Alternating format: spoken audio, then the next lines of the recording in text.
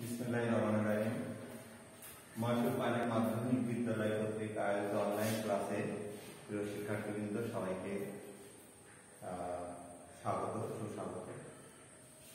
আজ ষষ্ঠ শ্রেণী বাংলাদেশ বিশ্ব পরিচয় দ্বিতীয় অধ্যায়ে বাংলাদেশ বিশ্ব সভ্যতা ক্লাস নেব। প্রিয় শিক্ষার্থীবৃন্দ, তোমরা যে যেখানে আসো হয়তো ভালো আছো, সুস্থ আছো। আজকে এই বাংলাদেশ ও বিশ্ব সভ্যতা, আসলে সভ্যতাটা কি আগে জানতে হবে। আমাদের সভ্যতাটা কি? সভ্যতা হচ্ছে সাধারণভাবে আমরা বলতে পারি আমরা যা করি তাই আমাদের সভ্যতা। ওর সাথে আর একটু জুড়ে দিতে পারি যে সংস্কৃতি, আমরা যা তাই আমাদের সংস্কৃতি। বিশ্লেষণ করে দেখা যায় যে সভ্যতাটা প্রাচীনকালে বসবাসের জন্য বিভিন্ন নগর সভ্যতা গড়ে তোলে। এই নগর সভ্যতা বিভিন্ন প্রাকৃতিক দুর্যোগ বা কোন যুদ্ধ বিগ্রহের কারণে সেই নগর সভ্যতা ধ্বংস হয়ে যায়। এটাই হচ্ছে ভবিষ্যতের জন্য, বর্তমানের জন্য এটাই হচ্ছে সভ্যতা। তা আমাদের এই যে বাংলাদেশ ও বিশ্ব সভ্যতা, আমাদের বাংলাদেশে এই ভারত উপমহাদেশের নগর সভ্যতা আমরা আজকে এখন জানাবো। ভারত উপমহাদেশের নগর সভ্যতা, এই ভারত উপমহাদেশের নগর সভ্যতাটা জানতে হলে বা বাংলাদেশের সভ্যতাটা জানতে হলে আগে ভারতের উপমহাদেশের নগর সভ্যতা জানতে হবে। কারণ আমরা কিছুটা অতীতের দিকে গেলে হয় যে ভারত উপমহাদেশের ভিতরে আমাদের বর্তমান যে বাংলা, এই বাংলা ছিল। তাই আমরা এই ভারত উপমহাদেশের নগর সভ্যতাটা আগে জানি। সেটা হচ্ছে নগর সভ্যতা ছিল আগে সিন্ধু সভ্যতা। প্রথম যে সভ্যতাটা ভারত উপমহাদেশে যে সভ্যতাটা আমরা পাই সেটা হচ্ছে সিন্ধু সভ্যতা। এই সিন্ধু সভ্যতাটা খ্রিস্টপূর্ব 27 অব্দে এই সিন্ধু সভ্যতাটা পাওয়া যায়। এই যে খ্রিস্টপূর্ব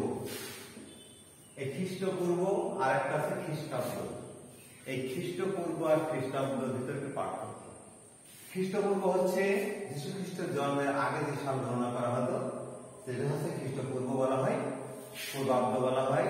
আর যীশু খ্রিস্টের জন্মের পরে যে সালটা গণনা করা হয় সেটা হচ্ছে খ্রিস্টাব্দ সাল গণনা করা হয়।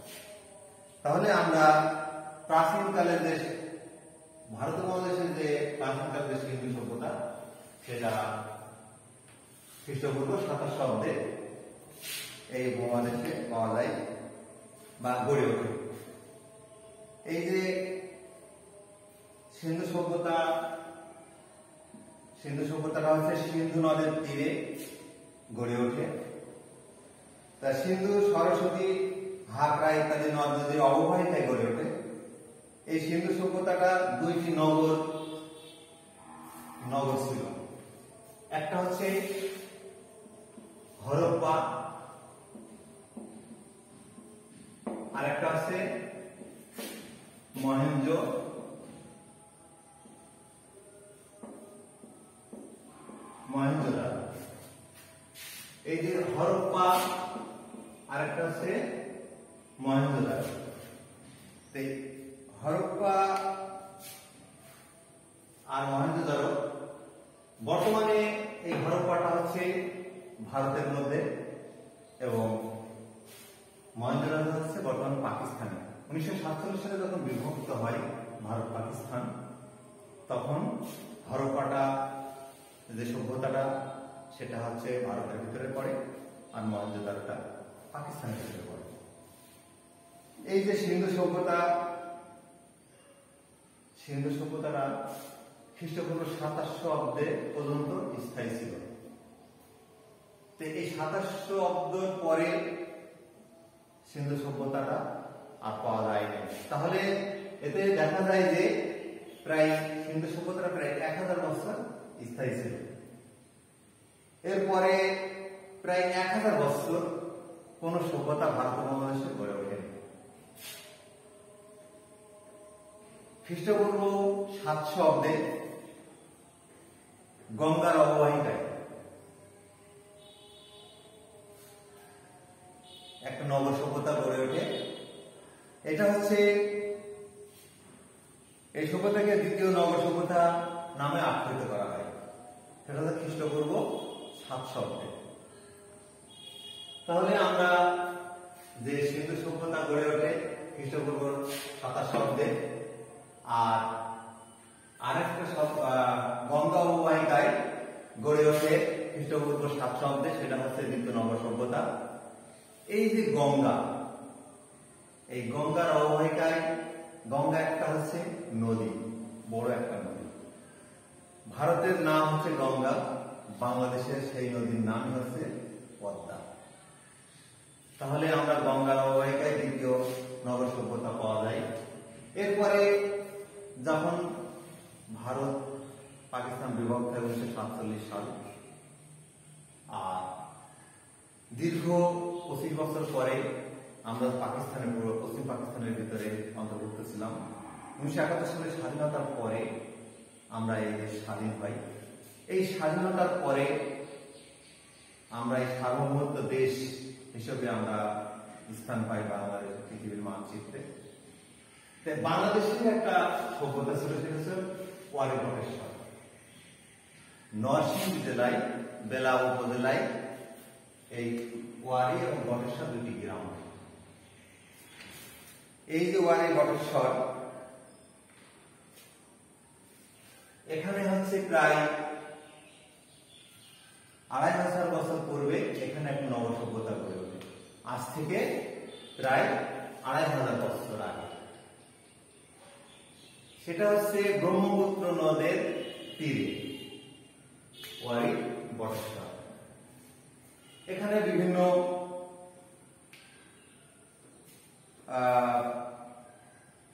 প্রাচীন অনেক জিনিস পাওয়া যায় এই সভ্যতায়।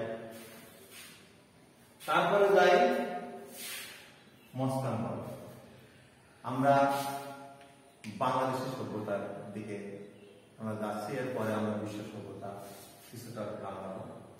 তাহলে মস্তানগড়, বর্তমানে যার নাম মস্তানগড়, এর পূর্ব নাম ছিল পুন্ড্রনগর।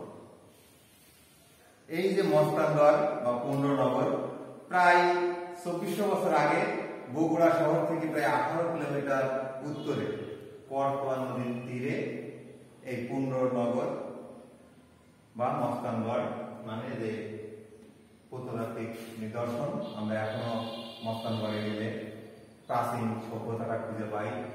যে মস্তানগড়ে বিভিন্ন বসতভিটার স্মৃতিচিহ্ন আমরা পাই।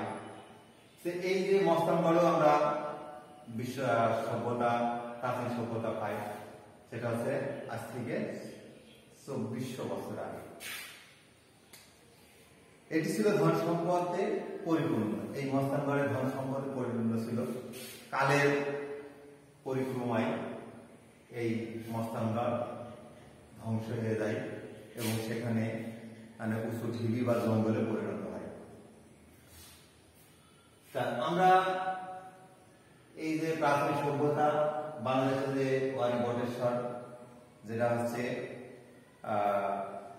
নরসিংদী জেলায়, মস্তানগড় যেটা হচ্ছে পুন্ড্রনগর, পূর্ব নাম মস্তানগড়, বাংলাদেশের ভিতরে এটা আমরা এই প্রত্নতাত্ত্বিক নিদর্শন অনেক পাই এবং প্রাচীন সভ্যতা আমরা খুঁজে পাই। এরপরে চলে যাচ্ছি আমরা প্রাচীন বিশ্ব সভ্যতা। আসলে এই যে সভ্যতা অনেক আগে থেকে মানুষ বসবাস করছে। কালের পরিক্রমায়, কালের বিবর্তনে ধ্বংস হচ্ছে, আবার মানুষ ধ্বংস হয়েছে, আবার অনেক বছর পরে আবার সভ্যতা গড়ে তুলেছে, সেই সভ্যতা ধ্বংস হয়ে গেছে। এইভাবেই আমরা এই প্রাচীন বিশ্ব সভ্যতার দিকে চলে যেতে গেলে দেখা যায় যে প্রথমে আছে মিশরের সভ্যতা। আমরা সবাই জানি যে আসলে বেশ কিছু সভ্যতা আছে, মিশরের সভ্যতা, মেসোপটেমিয়া সভ্যতা, চীন সভ্যতা, পার্সীয় সভ্যতা, গ্রিক সভ্যতা, রোমান সভ্যতা।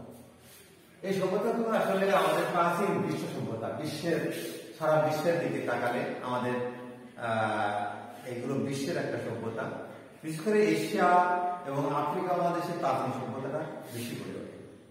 এখানে মানুষ বসবাসের উপযোগী মনে করে এখানে তারা ঘর বাড়ি শহর কেন্দ্রিক ভাবে খাবার করে গড়ে তুলেছিল।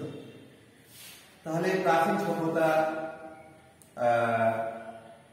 যেমন হচ্ছে মিশরের সভ্যতা, আজ থেকে প্রায় 5000 বছর পূর্বে, আজ থেকে প্রায় 5000 বছর পূর্বে নীল নদের তীরে এই মিশরের সভ্যতা গড়ে ওঠে। তাহলে আজ থেকে 5000 বছর পূর্বে, তাহলে আজ থেকে 5000 বছর পূর্বে মানে অনেক বছর। তাহলে মানুষ অনেক আগের থেকে খ্রিস্টপূর্ব হিসাব করে দেখা যায় যে মানে কত বছর আগে থেকে মানুষ এই পৃথিবীতে বসবাস করছে। তাহলে 5000 বছর পূর্বে নীল নদের তীরে এই মিশরের সভ্যতা গড়ে ওঠে। এই মিশরের সভ্যতা যখন গড়ে ওঠে, এখানে কিছু রাজা বাদশাহরা এই সভ্যতাকে নিয়ন্ত্রণ করত, এবং যারা যে রাজা বাদশাহরা নিয়ন্ত্রণ করতো তাদেরকে বলা হতো ফারাও। এই মিশরের রাজাদের বলা হতো ফারাও। এই মিশরীয়রা এক ধরনের লিপি উদ্ভাবন করে। এই লিপি উদ্ভাবন করে, যে লিপি মানে লেখা পড়ার জন্য বা তাদেরকে শেখার জন্য, সেটা হচ্ছে হায়ারোগ্লিফিক লিপি। হায়ারোগ্লিফিক লিপি মিশরীয় সভ্যতা যে যখন শুরু হয় ওই সময় একটা লিপি, হায়ারোগ্লিফিক লিপি। তারপরে আমরা আসি মেসোপটেমিয়া সভ্যতা। এই যে মেসোপটেমিয়া সভ্যতা ইরাকের টাইগ্রিস এবং ইউফ্রেটিস নদীর তীরে এই সভ্যতা গড়ে ওঠে। তাহলে ইরাকের টাইগ্রিস আর ইউফ্রেটিস নদীর তীরে এই সভ্যতা গড়ে ওঠে, মেসোপটেমিয়া সভ্যতা। তাহলে এই সভ্যতার বিভিন্ন সময়ে বেশ কয়েকটি সভ্যতার বিকাশ ঘটেছিল। এই মেসোপটেমিয়া সভ্যতার সময় বেশ কয়েকটা আরো সভ্যতা গড়ে উঠেছিল। সেটা হচ্ছে এশীয় সভ্যতা, ক্যারিবীয় সভ্যতা, ব্যাবিলনীয় সভ্যতা, সুমেরীয় সভ্যতা।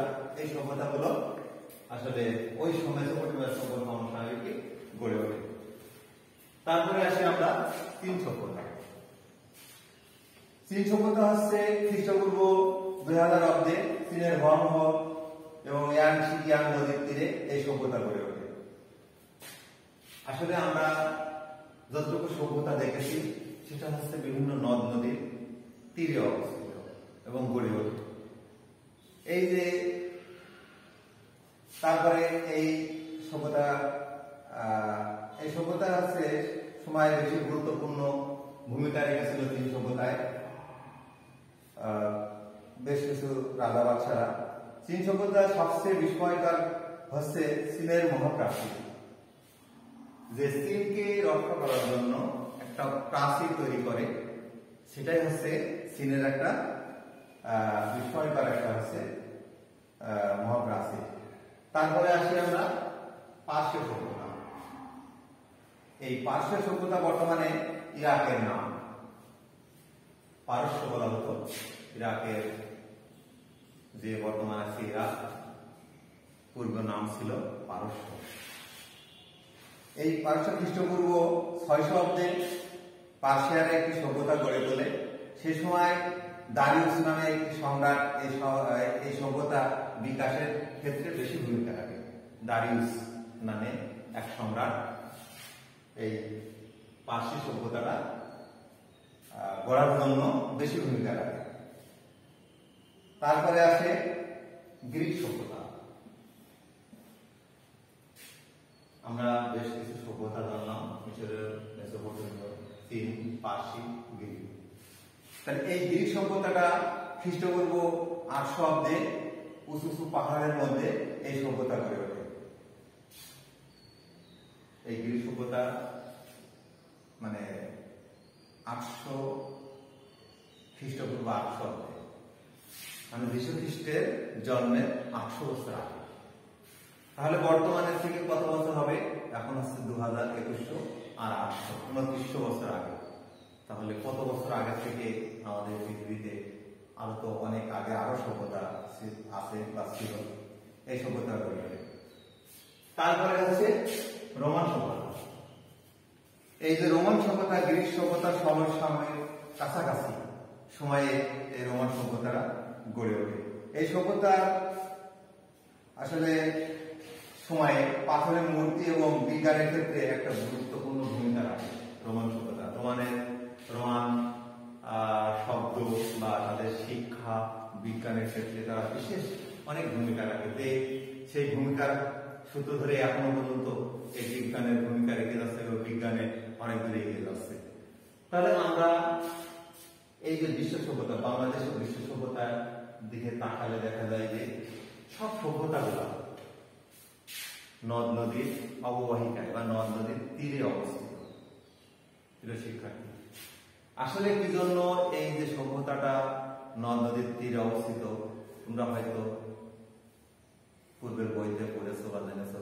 সবচেয়ে বড় কথা হচ্ছে যখন একটা শহর তৈরি হয় তখন তারা ব্যবসা বাণিজ্যের ক্ষেত্রে একটা ভূমিকা রাখে। আজকে যে ধরনের আমাদের যোগাযোগ ব্যবস্থা অনেক উন্নত হয়েছে, তখন এইভাবে যোগাযোগ ব্যবস্থা উন্নত ছিল না। আসলে ছিল হচ্ছে একমাত্র নদী সাগরে তাদের যোগাযোগের এক পথ ছিল। তাই নদীর ধারে তারা সভ্যতা গড়ে তুলেছিল, শহর বড় বড় শহর গড়ে তুলেছিল। প্রায় শিক্ষার্থীবৃন্দ, আসলে আমরা আজকে যে কিছুটা তোমাদের জানাতে পারলাম যে এই সভ্যতাটা কি বা সভ্যতা কিভাবে এসেছে, আজকে আমরা যে সভ্যতায় বসবাস করছি এই সভ্যতা কিভাবে এসেছে, আগে কিভাবে সেই সভ্যতা প্রাচীন যে সভ্যতা ছিল। প্রিয় শিক্ষার্থীবৃন্দ, দ্বিতীয় অধ্যায়ে যে বাংলাদেশের বিশ্ব সভ্যতা তোমাদের পড়ালাম। আরো সামনে তোমাদের আরো বিশ্লেষণ করে ভালো করে তোমাদের শেখাবো। যে যেখানে আসো ভালো থেকো।